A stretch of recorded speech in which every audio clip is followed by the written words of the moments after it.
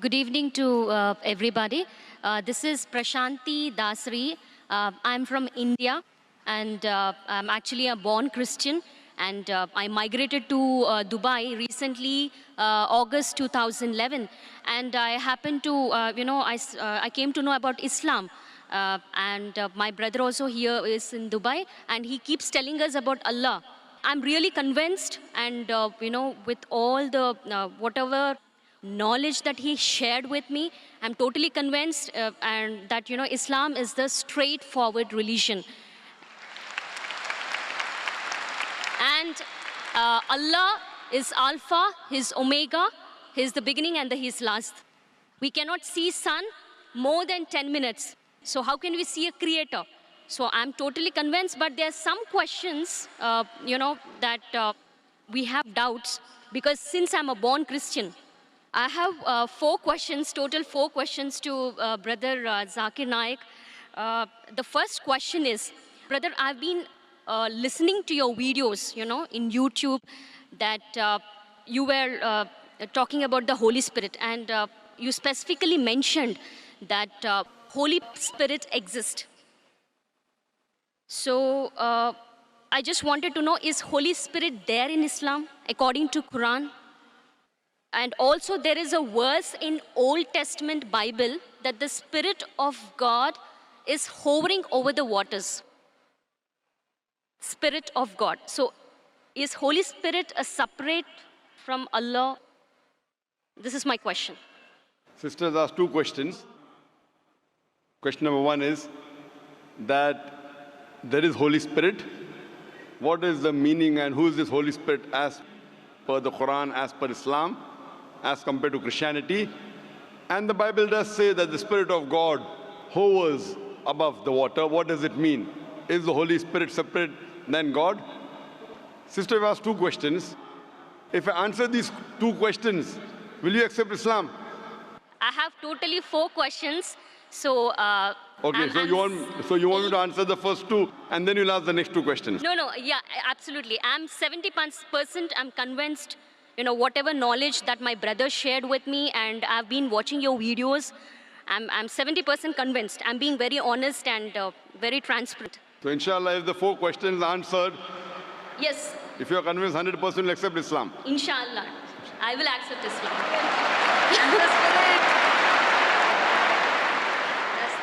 The sister asked two questions, and after she'll ask the other two questions. That the Bible does mention about Holy Spirit. What is the reference of Holy Spirit in the Quran? What the definition of Holy Spirit, it is not the same as mentioned in Islam, because when the Christians, when they talk about the Holy Spirit, they assume it is part of the Trinity, the triune God, though the word Trinity doesn't exist in the Bible, nowhere. The Father, the Son, and the Holy Spirit. When they say Father, they think about Almighty God, like a Santa Claus sitting in the heavens with the earth at the footstool. When they talk about the Son, they think about Jesus Christ, peace be upon him, like Jeffrey Hunter in the movie King of Kings, with blue eyes and good nose, not a polyp nose like a Jew. When they talk about the Holy Spirit, they think about dove that came in Pentecost, or when Jesus Christ was being baptized. What is the Spirit that's mentioned in the Quran? What I believe is Quran talks about Archangel Gabriel. You are one of the angels sent by Allah subhanahu wa ta'ala, and one of his roles was to get the revelation to Muhammad sallallahu alaihi wasallam. And many other roles he has got. So we believe in the Archangel. So like that, if you say that there is a Spirit, we have no problem. But he's not part of the triune God. And both are separate. The angel, the Archangel Gabriel is separate than Allah subhanahu wa ta'ala. And the Spirit even mentioned in the Bible is separate than Allah subhanahu wa ta'ala. They aren't joined. This is the teaching of the church. Because the word Trinity doesn't exist anywhere in the Bible. But if you read the Quran, the Trinity is mentioned twice in the Quran. In Surah Nisa, chapter number 4, verse number 171, where it says, وَلَا تَقُولُوا ثَلَاثَةً. Don't say Trinity. إِنْتَوْ خَيْرٌ لَكُمْ. This says, stop, it's better for you. So Quran says, وَلَا تَقُولُوا ثَلَاثَةً. Don't say Trinity. And the same message is repeated in Surah Maida, chapter number 5, verse number 73. It says, لَقَدْ كَفَّرَ الَّذِينَ قَالُوا, they are doing kufr, those who say that God is three in one. So the word Trinity appears in the Quran twice, and both the places it says it is wrong to use the word Trinity. And in the Quran, it is mentioned that don't say Trinity, but the word Trinity doesn't exist in the Bible. The closest verse to Trinity in the Bible is the first epistle of John, chapter number 5, verse number 7, which says, for there are three that bear record in heaven, the Father, the Son, and the Holy Spirit. And these three are one. So this verse, if you read the Revised Standard Version of the Bible, revised by Thayru scholars of the highest eminence, Christian scholars, they say that this verse of first epistle of John, chapter number 5, verse number 7, is an interpolation, is a fabrication, is a concoction, and they've thrown this verse out of the Bible. So the verse in the Bible that was not talking directly about Trinity, but the closest to Trinity, is thrown out by the scholars of Christianity as a fabrication, as a concoction. So but naturally the Spirit and Almighty God, they're two different entities. They're not the same. And in the Quran, it talks about Archangel Gabriel. He is the angel of Allah subhanahu wa ta'ala. Hope that answers the question, sister. Yes, brother. I would like to know your other two questions. Yeah, my third question is, which is related to Holy Spirit only. All the prophets, all the man of God, like Prophet Abraham, Prophet Isaac, and Prophet Moses, peace be upon them, all the prophets, they used to intercede with Allah. They used to interact with Allah. So to interact with Allah, because they are all the chosen ones, they must be gifted by some strength. It might be the grace of God. So it is a power. There is that some power so that they are able to interact with Allah. So what is that power? So what is my understanding? I mean, what was my understanding all these days was, with the help of Holy Spirit, all the prophets were interceding with Allah. Is that true? Sister asked the question that the messengers of Allah subhanahu wa ta'ala intercede with Almighty God. Then she said interaction with Almighty God. Sister, the English word intercede and interaction are two different things. So is your question intercede or interaction? Intercedes. Intercede means that someone intercedes on somebody else's behalf. Someone intercedes on somebody else's behalf.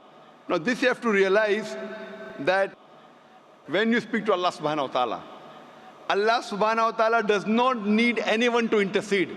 The Quran says in Surah Ghafir, chapter number 40, verse number 60, you ask me and I will answer your prayer. Allah subhanahu wa ta'ala does not require anyone to intercede with him. Why? And people give the example that, when you go in a court of law, when you're presenting your case to the judge, you hire lawyers. So like that, the messengers of God are our lawyers. This is okay and logical for a judge who is a human being, because the judge does not know who is the criminal, who is the robber. So the lawyer helps the judge to understand who is the criminal, who is the robber, who is not. But Allah subhanahu wa ta'ala has ilm-e-ghaib. He does not require anyone to prove to him who is good, who is bad. So it is wrong to say intercede. Yes, someone can pray. A messenger can pray for other human beings. And Allah says in the Quran that Allah subhanahu wa ta'ala does not require any intercession except who He wills on the Day of Judgment. So on the Day of Judgment, Allah says He will give permission to certain people to intercede. And there are hadith saying that this special favor will be given to Prophet Muhammad, peace be upon him. So what we know from the history of all the other scriptures, as well as the Quran, as well as the hadith, that the messengers of God, they interacted with Allah subhanahu wa ta'ala. They prayed for others. But if we use the Prophet to intercede, that means if I pray that if I go through this Prophet, following the commandments of Prophet is good. But if I pray to somebody else besides Allah subhanahu wa ta'ala, that's what many of the human beings do. They pray to human beings saying they are closer to Almighty God. So if we pray through Him, God will accept our prayer faster and better. This is wrong. We have to pray to Allah subhanahu wa ta'ala directly. these prophets of God, they are messengers. Yes, they have special powers. They have special powers. They can speak to Allah subhanahu wa ta'ala. And Allah subhanahu wa ta'ala chooses certain men amongst men, chooses certain men to communicate his message to the other human beings. These chosen people of Almighty God, we call as prophets or we call as messengers of God. So Allah subhanahu wa ta'ala selects certain human beings in the world to communicate his message to the other human beings. These are called as messengers of God. So there is communication between the messenger and Allah subhanahu wa ta'ala. But that does not mean that human beings can use these messengers to intercede. That if they pray to these messengers, Almighty God will listen to us. This is the teaching of the church. That you believe in Jesus Christ, peace be upon him, and all your sins will be forgiven. This concept doesn't exist in Islam and doesn't exist even in true Christianity. It is the teaching of the church, sister. Hope that answers the question. Yeah, my final question is, in New Testament, in one book of Acts, Paul mentioned about tongues. What do you say about tongues in New Testament? I mean, according to Islam, is that it's totally eliminated, it's not there, or the gift of tongues existed at that time? Sister asked the question that Paul said about tongues. If you give me the reference, I'll be in a better position. There are many things mentioned in the Bible about tongues. There are many verses in the Quran which speaks about tongue. If you give me the reference what you're talking about, I'll be in a better position to reply to you. But generally, there are many statements in the Bible talking about tongues.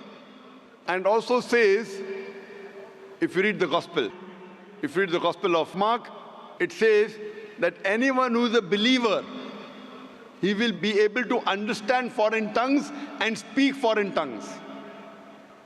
That means if you are a believer in God, then you can understand foreign languages and you can speak foreign languages. So that's what I did when I had a debate with Dr. William Campbell. I gave him a 100-rupee note.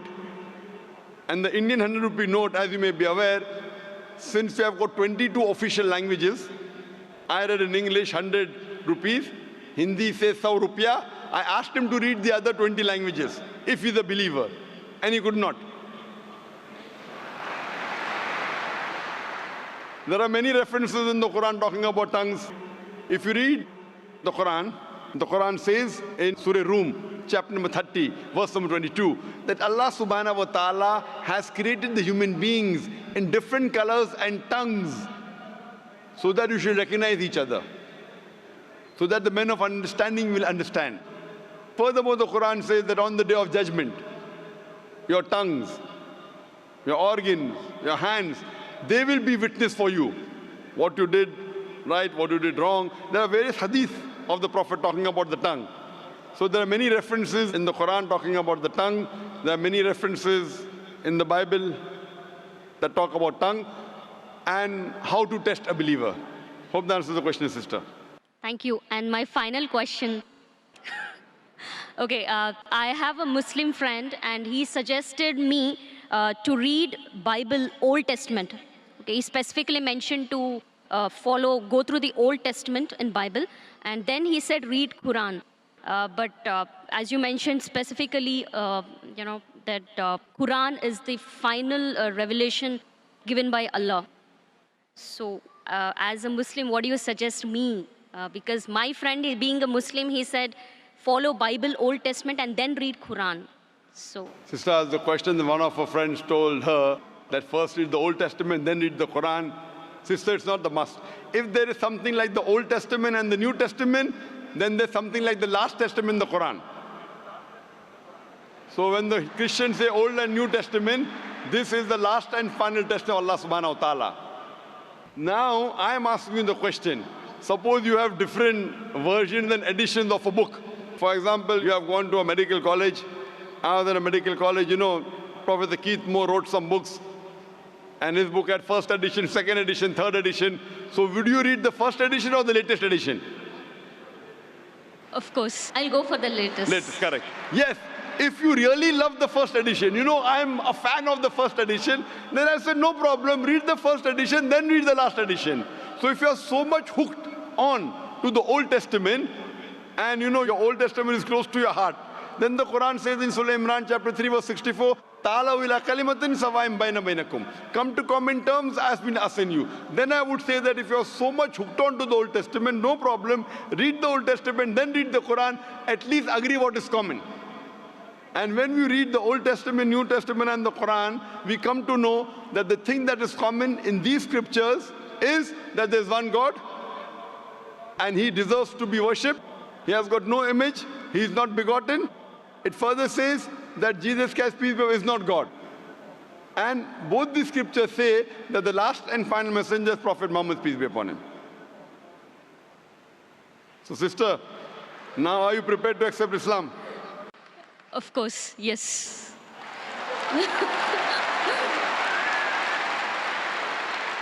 Sister, do you believe that there's one God? Yes, I believe there is only one God. Do you believe that Jesus is not God but is a messenger of God? Yes, I believe Jesus is a messenger. Do you believe Prophet Muhammad is the last and final messenger? Yes, I believe Prophet Muhammad is the last and the final messenger. Sister, is there anyone forcing you to accept Islam? Sorry? Is there anyone forcing you to accept Islam? No, nobody is forcing me.